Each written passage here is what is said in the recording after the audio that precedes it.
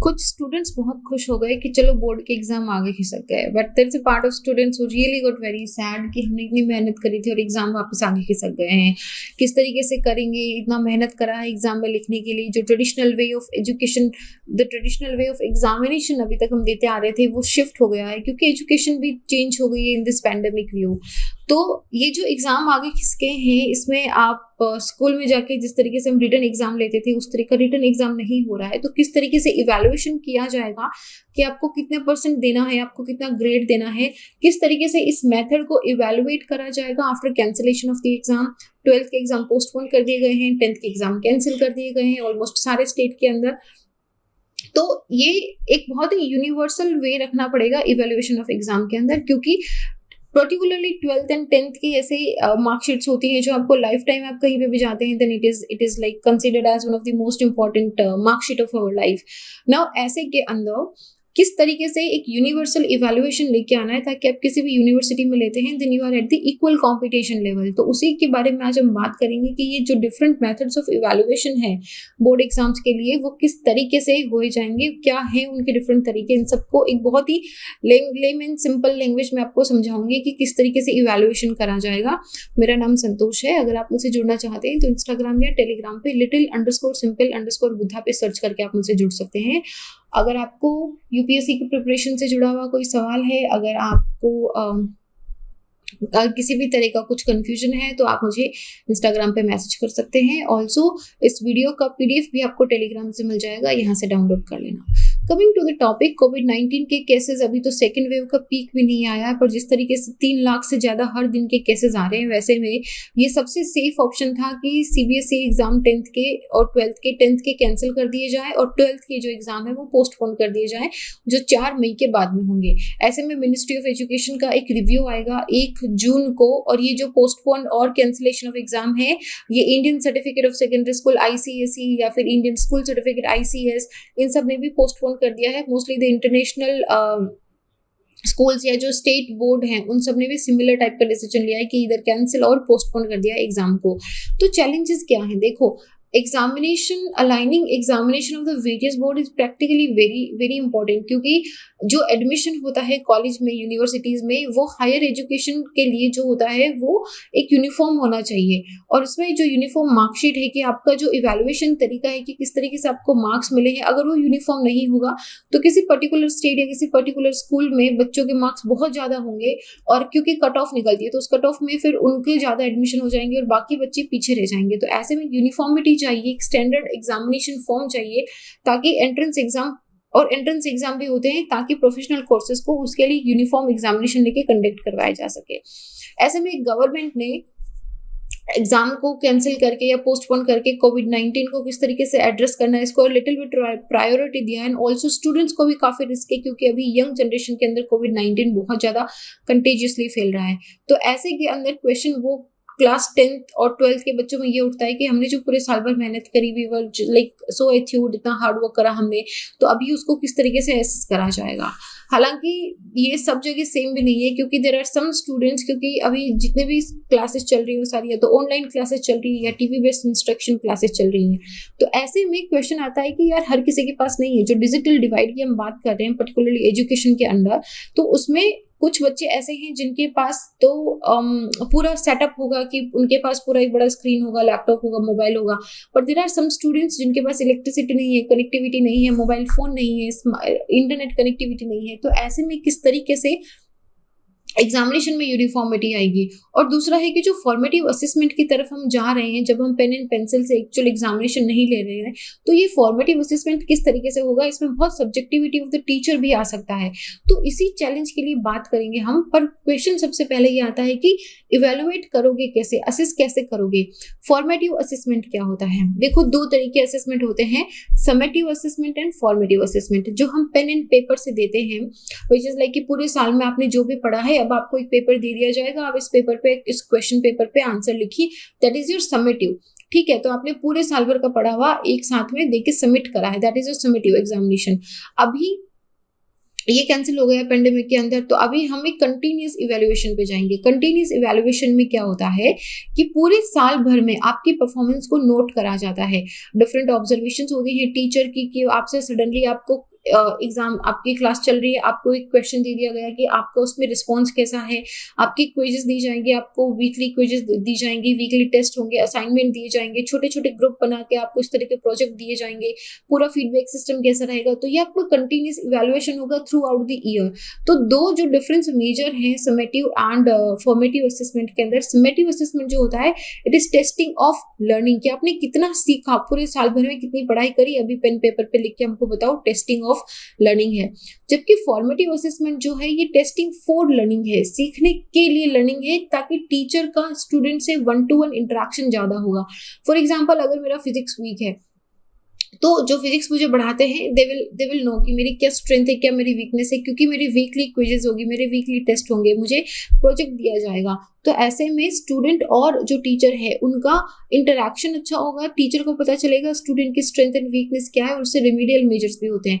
तो formative assessment का जो टेस्टिंग सिस्टम है वो काफी टाइम से बोला जा रहा है कि समेटिव को हटा के फॉर्मेटिव पे आना चाहिए। जैसे 2009-10 के अंदर जो continuous and comprehensive evaluation framework आया था, उसके अंदर सीबीएसई ने अपना फॉर्मेटिव असेसमेंट का मतलब कि हम लोग पूरे साल भर के अंदर कंटिन्यूस इवैल्यूएशन करेंगे, इसको डालेंगे, लेकिन उसको अबेंडन कर दिया क्योंकि class 10th like is a compulsory public examination होता था कि सब एक यूनिवर्सल लेवल पे रहे, तो उसकी वजह से। लेकिन 2020-21 में इस डिस्ट्रप्शन की वजह से जो routine school and routine examination होता था वो टूट गया। एंड जब when we came to the online in the remote instruction, तो यूनेस्को ने भी बोला है कि ऐसे में जो रिमोट लर्निंग सिचुएशंस हैं, ऐसे में फॉर्मेटिव असेसमेंट पे ही रिलाई कर सकते हो आप बच्चों को ऐसे यहाँ पे टेस्ट एंड पेपर देके नहीं दे सकते, because you don't know that एक वो भी होता है about the trust and about the reliability of the exam also. तो ऐसे में उनको लर्निंग मैनेजमेंट सोल्यूशंस इन डिजिटल टूल जैसे कि ओपन सोर्स मॉड्यूल हो गया, या फिर गूगल क्लासरूम हो गया, स्कूलोजी हो गया, ये सारे ऐसे टूल्स हैं जो ये क्रिएटिव अडॉप्शन ऑफ इंस्ट्रक्शंस है, एक पर्सनलाइज्ड ट्रेनिंग सिस्टम क्रिएट करते हैं, जिसकी वजह से रिमोट लर्निंग सिचुएशन को टैकल करा जा सकता है। बहुत सारे ऐसे टीचर्स हैं जो वीडियो कॉल का जो टूल है, जैसे कि आपने जूम पे बढ़ा दिया, बहुत सारे students and teachers, I have seen many teachers जिनके पास अगर नहीं होता है तो they make a group on the WhatsApp, और वो व्हाट्सएप ग्रुप कॉलिंग से बढ़ाते हैं, कभी कभी इंडिविजुअल बच्चे के स्पेशल क्लासेस भी लेते हैं। तो hats off to all the teachers who are doing this amazing job कि बच्चों की एजुकेशन किसी भी तरीके से खराब ना हो। लेकिन बोर्ड को एक ऐसे तरीके से आना पड़ेगा जिसमें जो फॉर्मेटिव असेसमेंट फ्रेमवर्क है ना, वो मैट्रिक्स को क्लियर करे, मतलब एक स्टैंडर्ड सेट होना चाहिए इसके अंदर। तो स्कूल्स का क्या रिस्पॉन्स रहा है? सेंटर के मूव के बाद में सीबीएसई स्कूल्स ने बोला कि यार उनको कोई डिस्ट्रप्शन नहीं होगा, क्योंकि उन्होंने ना इस तरह के पीरियडिक इंटरनल एग्जामिनेशंस उन्होंने पहले से ही प्री बोर्ड हो गया या इंटरनल एग्जामिनेशंस हो गए, प्रैक्टिकल हो गए, ये सब करके रखा है, तो वो तो आराम से इवेल्युएट कर लेंगे, उनको कोई दिक्कत नहीं है। लेकिन ये जो नया reformative model of formative assessment है, ये ट्रेडिशनल पब्लिक एग्जामिनेशन में बाकी जगह पे नहीं देखा गया है।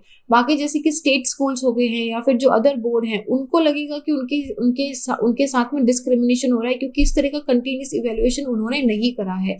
तो स्कूल किस तरीके से अभी फेयरली एक्सेस कर सकते हैं, किस तरीके से एक लाइक यूनिफॉर्म स्टैंडर्ड बना सकते हैं, ये मोस्टली डिपेंड करता है स्कूल्स की कैपेबिलिटीज पे कि किस तरीके से वो फॉर्मेटिव असेसमेंट को कंडक्ट करते हैं। क्योंकि सारे एक जैसी फैसिलिटी तो नहीं हो सकती, एक जैसी फैसिलिटी नहीं होगी, एक जैसी फैकल्टी नहीं होगी। तो ऐसे में सीबीएसई जो स्कूल्स हैं वो हो सकता है कि वो दे आर ऑलरेडी क्लियर, उन्होंने कंटिन्यूस इवैल्यूएशन कराए। लेकिन what about the other boards? क्योंकि जब आप किसी यूनिवर्सिटी में एग्जाम लेंगे तो वो ये नहीं देखेंगे ना कि आपका फॉर्मेटिव असेसमेंट में आपका स्कूल का कैपेसिटी क्या था, किस तरीके से कैपेबिलिटी था, और सीबीएसई का अलग था। वो ये देखेंगे कि आपके परसेंटेज कितने हैं। तो ऐसे में 2017-18 के अंदर एक unified district information system for education का डेटा आया था, जिससे कि लगभग 2 लाख रूरल स्कूल्स और लगभग 83,000 अर्बन स्कूल्स जो हैं इसके मैनेजमेंट के अंडर हैं। और नेशनल सैंपल सर्वे के डेटा ने भी सेम ईयर में आया था, उन्होंने बोला कि 4% of the rural house hold और 23% of the urban house hold के पास कंप्यूटर है, और उसमें इंटरनेट रिस्ट्रिक्शंस 15% ऑफ रूरल और 42% ऑफ अर्बन के पास है। What about the rest of the people? What about 85% of the rural population, rural students? What about rest of the 58% urban house hold जिनके पास computer नहीं है, या फिर इंटरनेट की facility नहीं है? तो वहां पे आप किस तरीके से फॉर्मेटिव असेसमेंट लोगे? तो क्या मतलब अभी क्या करना है? क्योंकि सबसे ज्यादा सिचुएशन अगर इस मामले में आप एजुकेशन के मामले में हम देखें तो सबसे ज्यादा दिक्कत बच्चों को आ रही है, क्योंकि एक तो उनके लिए इस चीज को अडेप्ट करना बहुत मुश्किल है, दूसरा they are completely included into their home. तो और तीसरा, बहुत सारे ऐसे स्टूडेंट्स हैं जो खुश हो रहे होंगे कि अरे चलो पास तो हो जाएंगे कम से कम, और there are lot of actual very sincere students जिनको लगता है कि उन्होंने पूरे साल इतनी मेहनत करी और अभी it is at the Vim of the teacher. तो ऐसे में कोविड-19 केसेस जो फर्स्ट वेव से ड्रॉप हुए थे, सीबीएसई ने एक competence based assessment plan launch कर दिया था एट 8 क्लास से लेके 10वीं क्लास तक इस मार्च के अंदर, जो नेशनल एजुकेशन पॉलिसी अभी 2020 में जो आई थी उसके साथ कंप्लीटली अलाइंड था। ये British council for science mathematics and English के साथ में जॉइंटली प्रिपेयर करा गया था साइंस मैथ्स एंड इंग्लिश के लिए, और उसका एम था कि जो क्रिटिकल थिंकिंग और एनालिटिकल कैपेबिलिटी होती है उसको इन्हांस करना है ताकि कॉम्पिटेंस बेस्ड लर्निंग के लिए अच्छा हो सके। तो ऐसे में जो नेशनल पॉलिसी ऑफ एजुकेशन 1986 था हमारा पुराना वाला, उन्होंने रोट लर्निंग पे भी डी एम्फेसाइज करा था कि यार तुम मुझसे रटवाओ मत, जो बोलते हैं ना कि मगअप कर लो, रट लो, इसको रट लो, उसको रटवाओ मत। तो उन्होंने भी तब भी 1986 के अंदर भी CCE टाइप का ही फॉर्मेट दिया था कि आप इस तरीके से फॉर्मेटिव असेसमेंट पे आ जाओ, कॉम्पिटेंसी बेस्ड असेसमेंट प्लान होना चाहिए। नेशनल एजुकेशन पॉलिसी 2020 ने भी फॉर्मेटिव असेसमेंट पे ही एम्फेसिस करा है कि बच्चों की क्रिटिकल थिंकिंग कितनी है, उन्होंने कितना सीखा है, ना कि उन्होंने रट के कितना लिखा है, बल्कि if you ask a concept somebody, क्या वो उस कॉन्सेप्ट को आपको वापस समझा पा रहे हैं, क्या वो उसको समझ के आपको आंसर दे पा रहे हैं। तो ये चीजें जरूरी होती है। फ्यूचर रिफॉर्म्स बहुत जरूरी है इस फ्रंट पे, पर्टिकुलरली टू, एक तो सबसे पहला है सबके पास इक्वल एक्सेस ऑफ लर्निंग होना चाहिए। ये जो हम देख रहे हैं ना कि 15% of rural and 42% of urban बच्चों के पास ही कंप्यूटर का एक्सेस है, तो this bridge has to be like completely done.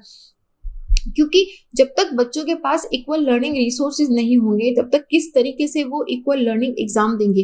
पहला तो ये है कि इंश्योर एक्सेस ऑफ लर्निंग होना चाहिए हर स्टूडेंट को, चाहे वो क्लास में हो चाहे रिमोटली हो। दूसरा है कि जो फॉर्मेटिव असेसमेंट है, पॉसिबली इसको एक साइंटिफिकली तरीके से, एक मैट्रिक तरीके से डिजाइन करना चाहिए कि सारे स्कूल्स एक ही तरह का फॉर्मेटिव असेसमेंट पैटर्न यूज करें। उसकी वजह से क्या होगा कि सारे बच्चों में मतलब एक तो यूनिफॉर्मिटी रहेगी, और दूसरा वो जो फीलिंग होती है ना कि नहीं उनके स्कूल में तो ऐसा था, हमारे नहीं था, the feeling of inferiority in with in the student itself, वो भी वहां से चली जाएगी।